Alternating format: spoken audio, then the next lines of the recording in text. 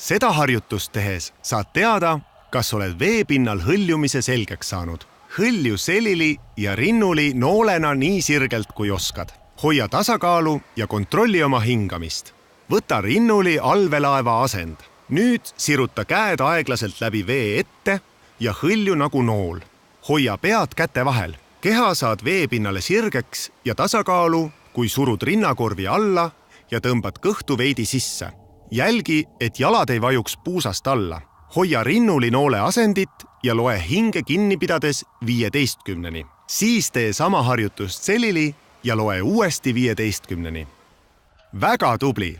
Kui saad selle harjutusega hakkama, siis oskad hõljuda.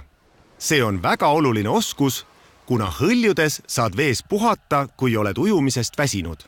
Nüüd võid alustada libisemise õppimist.